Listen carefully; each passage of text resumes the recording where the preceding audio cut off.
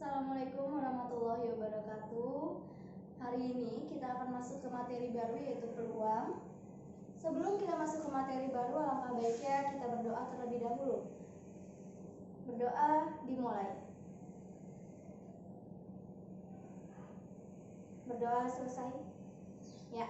Nah, karena kita masuk ke materi peluang, di sini definisi peluang dapat diartikan sebagai sebuah cara yang dilakukan untuk mengetahui kemungkinan terjadinya sebuah peristiwa.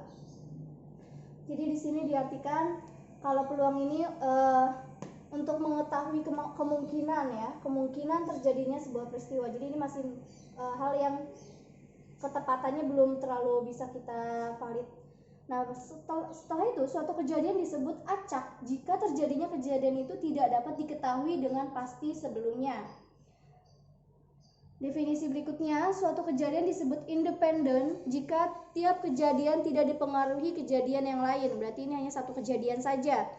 Yang berikutnya, suatu kejadian disebut dengan dependen jika kejadian tersebut dipengaruhi kejadian sebelumnya. Berarti ada dua atau lebih kejadian baru kita boleh menyimpulkan.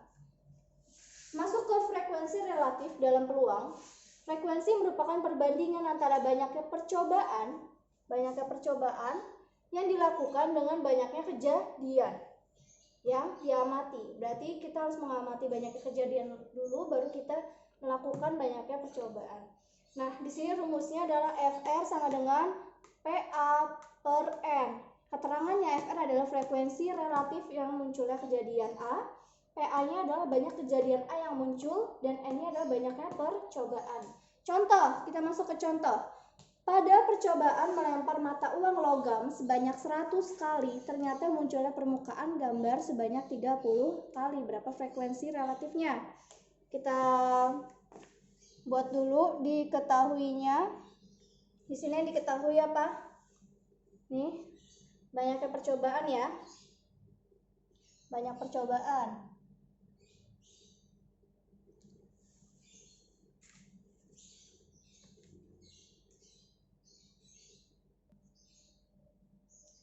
Nah, banyaknya kejadian dulu ya, banyaknya kejadian ini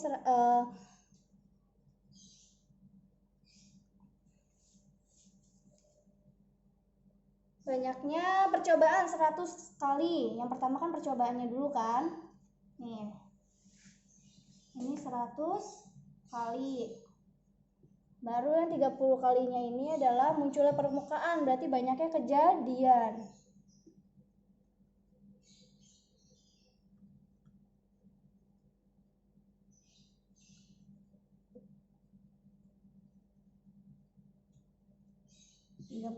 Kali yang ditanya frekuensi relatifnya.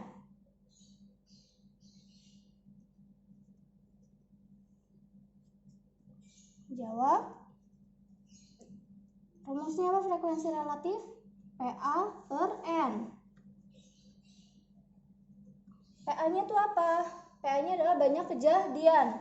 Berarti kalau PA per N banyak kejadian adalah 30, per N-nya adalah banyaknya percobaan. 30 per 100. Ini bisa diperkecil ya, sama-sama dibagi dengan 10.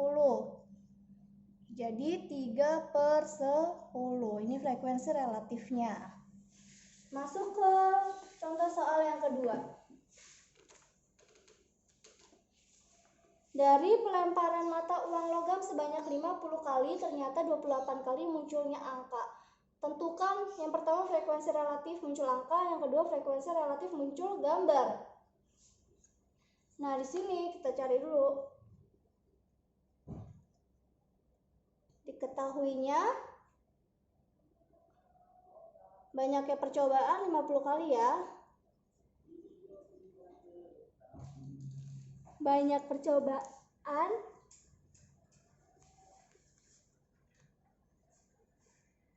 dengan 50. Lalu ternyata 28 kali muncul angka. Banyak kejadian angka ya.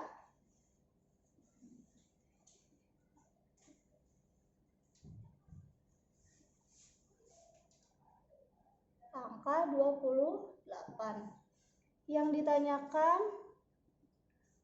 yang A adalah frekuensi relatif angka. Yang B, frekuensi relatif gambar.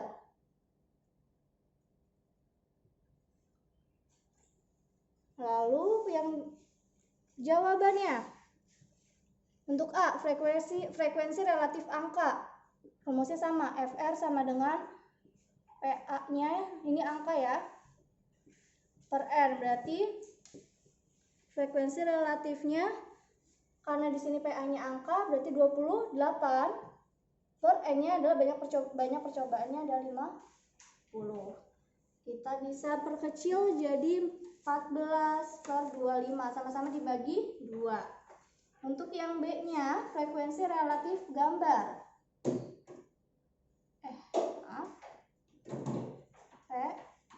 Ini untuk gambar ya, per N sama dengan. Nah, karena kalau gambar itu kan belum ada ya, ini baru angkanya nih. Nah, kalau gitu berarti untuk mencari banyaknya banyaknya kejadian gambar itu adalah 50 dikurang 28. Per N-nya adalah 50. Jadi 50 kurang 28, 22 per 50.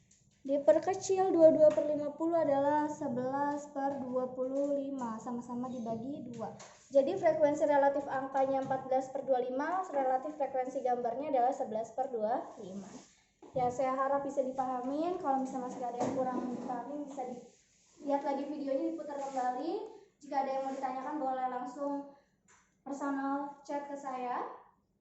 Untuk tugas saya akan kirimkan ke WA group.